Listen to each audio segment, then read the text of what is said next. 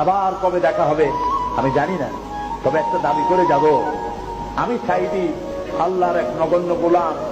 যেদিন আপনাদের কাছে খবর হবে সাইদি পৃথিবী থেকে বিদায় হয়েছে, আমি আপনাদের কাছে শুধু দোয়া চাইব, আপনারা প্রাণ ভরে আমার জন্য দোয়া করবেন। আল্লাহ রাব্বুল আলামিন কিয়ামতে আমাকে যেন ক্ষমা করে দেন, আল্লাহ পাক তার জান্নাতের ভিতরে যেন জায়গা তৈরি করে দেন। আমি শুধু আপনাদের দোয়া চাই।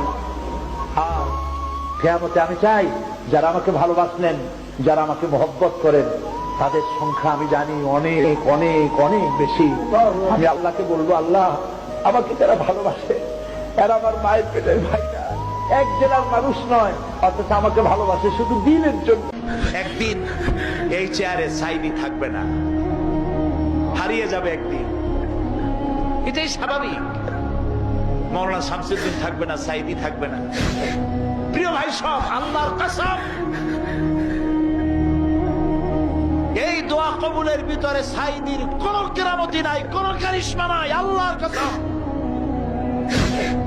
এখানে যে দোয়া যদি কবুল হয় তার একমাত্র কারণ কালামুল্লাহ, আল্লাহর কোরআন। আমি অযোগ্য, আমি অপদার্থ, আমি আল্লাহর এক গোলাম। সমস্ত মুজিজা এই কোরআনে। তাই লোকেরা বিশ্বাস করে এখানে দোয়া করলে আল্লাহ অনেক কথা শোনেন, না শুনলেও তার কিছু আসে যায় না। ফাআলুল লিমা ইউরিদ, যা খুশি তাই তিনি করেন। 50 বছর কোরআনের তাফসীর করেছি সারা বাংলাদেশে, সারা পৃথিবীতে।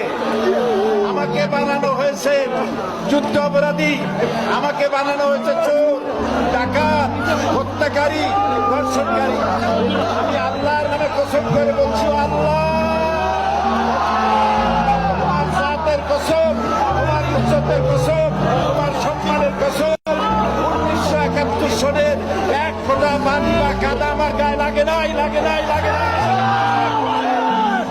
আমার শুধু কাজ ছিল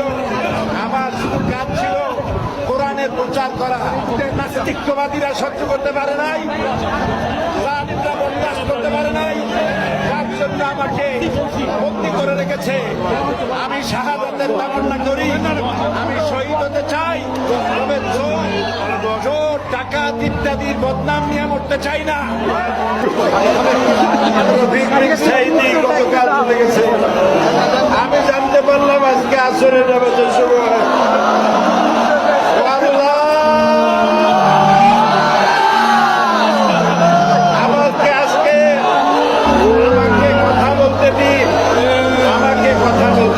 আমি জানি না আগামী দিন অথবা আগামী বছর আপনাদের সাথে এই জায়গায় দাঁড়িয়ে আমি বক্তব্য রাখতে পারবো কিনা আমার জানা নাই, আল্লাহ পাক ভালো জানেন।